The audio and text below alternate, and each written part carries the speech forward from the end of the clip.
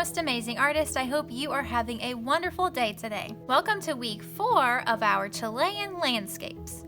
I'm super excited about this week because we're going to learn some origami. Origami is an art form where the artist will fold pieces of paper to create new things.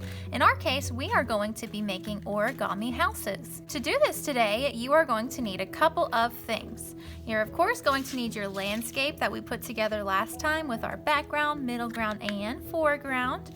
You will need some glue, whether you're using white glue or a glue stick. You know, Miss M likes to use this little glue cup and a glue brush because it helps me control where my glue goes a little bit better. And you're going to need some paper. And these pieces of paper will need to be cut into one big square.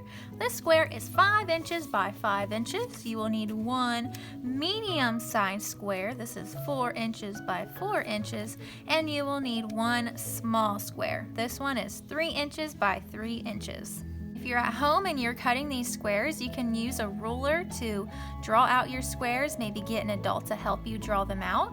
It's really important that these shapes that we're going to be folding are a square. So it doesn't have to be exactly the same sizes that Miss M has, but you do need one big one, one medium one, and one small one. And these can be any colors that you want to. If you have colored construction paper, you can use that. If you just have white paper, then you can use that. Or maybe if you only have white paper, you could color it using crayons or markers to give your house some color. I'm also going to be using a thin pen. This is a Sharpie, but it has a very thin tip so that I can draw pretty small details because we're going to add doors and windows to our houses. And of course, we're going to be collaging, which means there's going to be glue involved, so I have a messy mat under my work. Now that we know everything that we're going to need, let's go ahead and get started. So I've already been practicing some origami houses so that I was ready to show you guys today. And this is what they look like. When we're learning how to fold certain origami pieces, we want to do it together. We want to take it step by step. So before you watch the rest of this video, go ahead, grab a square piece of paper and fold along with me. I'm going to go slow so that it's easy to follow along. But of course, this is a video, so if I'm going too fast at any point, then you can just pause the video, or if you missed something that I said, you can just rewind the video and go back. This might take a couple times to get right. I had to do a few practices before I finally got it down, but once you get it, you got it. It's really easy to make after you learn the steps and you've practiced them a couple of times. So you might have a few mess ups at the beginning, but at the end you should have 3 origami houses just like this. One big one, one medium size, and one small one. Okay, so let's go ahead and learn how to fold our paper. And I just zoomed you in a little bit so that you can see better what I'm doing. What I'm going to do first is I'm going to fold the bottom edge up to the top edge. And I want those 2 edges on my paper to line up as best as I can. Once they're lined up, I'm going to fold my paper down and crease it right here at the bottom. Okay, then I'm gonna open it back up. Now we have something called the line of symmetry. This line is cutting my geometric square in half. And the next step is I'm gonna take the bottom edge of my square again, and instead of folding it all the way in half, I'm gonna bring this edge up to the center. Right to the center, that line of symmetry that we just made. I'm going to fold the bottom edge, and this edge of my paper is going to line up with the middle line of symmetry that we just created. Okay, then I'm going to do the same to the top edge of my paper. I'm going to fold it in towards the line of symmetry. And it might help if you unfold our one that we just did so that you can see it a little bit better. Try to line it up as best as you can and fold it down. Now we have both of our edges meeting right in the middle. Okay, now I'm going to flip it over just like this. And I'm going to rotate it so now it's vertical, it's going up and down, and I'm going to fold this bottom edge up to the top. Fold it up to the top, and these edges are going to meet right up there at the top, and fold that crease down. And then we're going to open it back up again. Okay. Now we're gonna do kind of the same thing that we did on this side. We have our line of symmetry here that we just folded, and I'm gonna bring this edge up to meet the line of symmetry. And I'm using construction paper, so it's a little thick. It might be a little tricky to fold. Just press it down, and now I'm gonna bring my top edge towards my line of symmetry, just like we did a second ago, and make sure this edge is lining up with the middle, or that line of symmetry right in the middle of the shape. Just like how we did with our bottom edge. So now we have one square with 4 squares inside of it. Now I am going to rotate my square just once. Rotate it once. We want it to open up like doors, okay? If your square is opening up like a mouth right now, then this next part is not going to work, okay? So rotate your square so that it's like doors opening up, not a mouth, but doors opening up.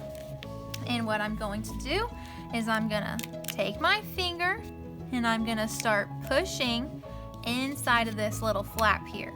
And I'm gonna put my finger inside of that flap, and I'm gonna bring it out, and I'm gonna start folding once it starts to make a triangle. And then I'll fold it out like this. Okay, so that part's a little bit tricky. We have to tuck our finger inside of this flap here at the bottom, and then we're going to, I'm actually holding it down with my other hand so that it doesn't start opening. I want it to stay closed while I'm doing this, and I'm going to pull it out and fold it into a triangle. Okay, and this is actually the back of our house, so when we flip it over, we have our house shape.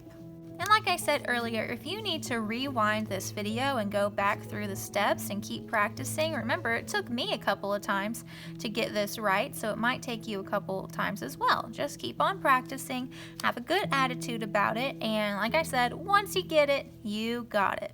So I'm going to go ahead and fold my medium square and my small square in the same exact way, going through the same exact steps, and I'll be right back to show you the next step. Alright, I have my 3 houses done, one big, one medium, and one small. Now I'm going to take my pen and I'm just going to draw a few simple details on my house, like a door. Maybe I want to put some windows on my house.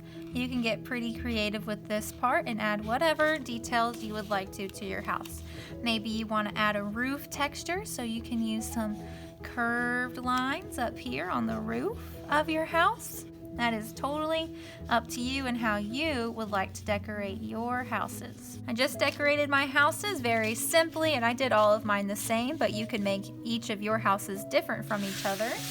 And now I'm gonna bring over my landscape, and I am gonna glue these houses to my landscape. But we have to think about this for a second, because we're trying to show space in our artwork. That means objects in our artwork look like they are going back into space. So some objects are going to be closer to us, and those objects that are closer to us are going to look bigger. The objects that are farthest away from us in our background are going to look smaller. So we need to think about where we are going to place these houses. Do you think it would be a good idea to put our biggest house in the background? Probably not a good idea, because this is our biggest one, so it's going to be closest to us in this picture. So our biggest house is actually going to go in the foreground, okay? Do you think our medium-sized house is going to go in the background? No, not in the background, because it's not smallest, it's not the farthest thing away, so it's probably gonna go in the middle ground, right? It's a medium size, so it seems fit to be in the middle ground, which only leaves our small one left, and he will go in the background. So we're showing space because objects in the foreground are the biggest, objects in the middle ground are medium size, and then everything in the background is a lot smaller. Okay, so now I've positioned where my houses are going to go. I'm going to flip them over and I'm going to glue them down. Now this piece of paper is very 3D. It's not flat. So I'm gonna hold it down as I add my dots all the way around the edge. And I'm just doing dot dot, not a lot, just like we always do. And then I'm gonna pick up my house, flip it over, and you can decide which area you want your house to go in. Do you want it to be right in the middle of your foreground? Do you want it to be off to the side a little bit? I think I want mine in the middle because I have these two flowers right here and I don't want to cover them up. So I'm going to place it in the middle. And since this is a 3D object, it might take a little bit longer for that glue to get stuck all the way. So I'm just gonna hold it down, and this time I'll count to 20. 1, 2, 3, 4, 5, 6, 7, 8, 9, 10, 11, 12, 13, 14, 15, 16, 17, 18, 19, 20. All right, let me do a wiggle test really quick, just to make sure my house is on nice and secure. And it is. So I'm gonna go ahead and glue down my medium-sized house in the middle ground and my smaller house in the background, and I'll be right back to show you what it looks like.